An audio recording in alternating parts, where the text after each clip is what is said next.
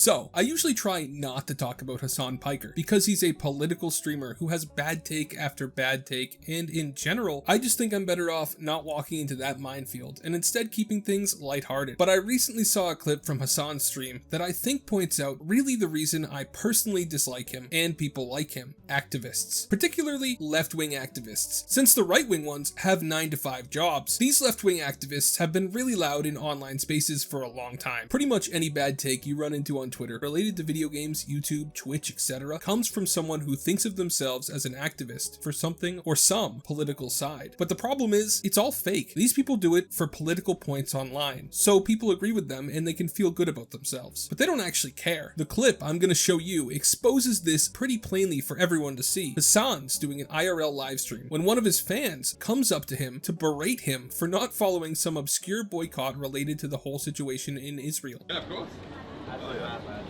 I'm sorry, I forgot to say you need to stop drinking Coke Zero on stream. Why? It's boycott. Wait, is it? You're preaching pro-Palestine and you're drinking all this boycott stuff. Please, Hasan, at least pretend. Do it off stream. Please. Okay, I'll put it in a glass. Is Pepsi okay? No.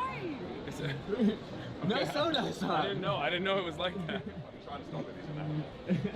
So this girl runs up to him like a Skyrim NPC and just launches into a tirade about how Hasan shouldn't drink Coke Zero on stream because of a boycott related to Israel. For context, Hasan's been pretty outspoken against the Israelis in the ongoing conflict. I know, what a surprise. Pretending to be well informed and that he cares about what's happening over there. I say pretending because if he really was that well informed or cared that deeply, he'd clearly know that there are large groups of left-wing activists who are boycotting Coke and other companies that, well, I think it's just that they do business in Israel. I don't know. These people tend to boycott anything at the drop of a hat, except their iPhones, which I'm fairly certain Apple manufactures some of their products in Israel. So weird they're not boycotting Apple. And don't get me started on where the cobalt in those phones comes from. But if I knew about the boycott, and I'm certainly no left-wing activist, I would think Hasan must know about it. Anyway, Hasan plays dumb. He pretends to know nothing about the ongoing boycott and acts like the girl is being weird, despite cultivating an audience of activists who will cancel him at a moment's notice. And when she realizes that he's not going to do what she's demanding he do and stop drinking Coke Zero on stream, she says, at least pretend. At least pretend.